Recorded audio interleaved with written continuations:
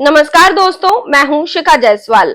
हमेशा से विवादों में रहने वाला उड़ीसा के पुरी में भगवान जगन्नाथ मंदिर का रत्न भंडार 46 साल बाद रविवार दोपहर में एक बार फिर खोला गया। उड़ीसा के लोग हमेशा से ही इस बात की मांग रखते आए हैं कि भगवान जगन्नाथ मंदिर के रत्न भंडार का हिसाब किताब अच्छे से रखा जाए और आम जनता को भी ये पता होना चाहिए कि आखिर वहां क्या है।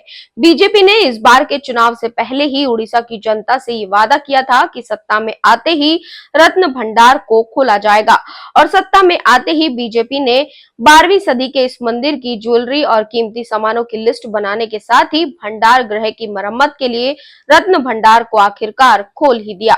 आपको बता दें कि मंदिर के रत्न भंडार को इससे पहले साल 1978 में खोला गया था। 46 साल बाद अब फिर से इसे खोला गया है। राज्य सरकार की तरफ से गठित समिति ने दोपहर करीब 12 बजे मंदिर में प्रवेश किया और विशेष अनुष्ठान के बाद रत्न भंडार को खोला गया।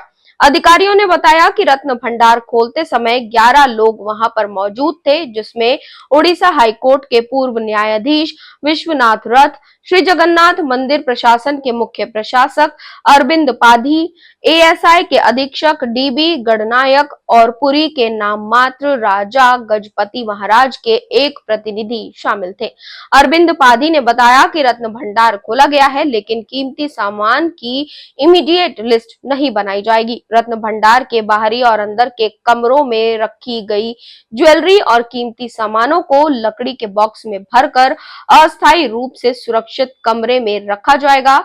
इस कमरे में सीसीटीवी कैमरे समेत सर्विलांस के सभी जरूरी इंतजाम किए गए हैं। एसजीटीए के मुख्य प्रशासक ने बताया कि हमारी पहली प्राथमिकता रत्न भंडार की संरचना की मरम्मत करना है।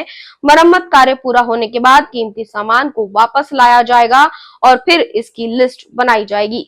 इसके बाद वैल्यूएशन के लिए सुनारों और दूसरे एक्सपर्ट्स की नियुक्ति सरकार से मंजूरी मिलने के बाद ही की जाएगी। आपको बता दें कि रत्न भंडार के 2 कक्ष हैं, एक बाहरी और एक आंतरिक। एसजीटीए के मुख्य प्रशासक ने बताया कि बाहरी कक्ष की 3 चाबियां थी, जिसमें से एक गजपति महाराज, दूसरी एसजीटीए और तीसरी एक सेवक के पास थी। आंतरिक कक्ष की चाबी गायब है, हालांकि इसे नई चाबी से खोलने के बाद सील कर दिया जाएगा। फिर डीएम की निगरानी में नई चाबी को जिला कोषागार में रखा जाएगा। अब उड़ीसा के लोगों का इंतजार खत्म होने वाला है, जिसमें उन्होंने सरकार से गुहार लगाई थी कि रत्न भंडार को फिर से खोला जाए और जांच करी जाए कि आखिर वहां पर कितना धन, कितना सोना या कितने आभूषण रखे गए हैं, उनकी एक लिस्ट बनाई जाए और जनता के सामने उसे प्रस्तुत किया जाए।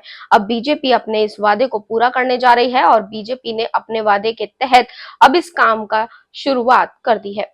तो फिलहाल बीजेपी के इस कदम पर आपकी क्या राय है, कमेंट बॉक्स में जरूर बताएं। साथ ही चैनल को सब्सक्राइब करना बिल्कुल न भूलें।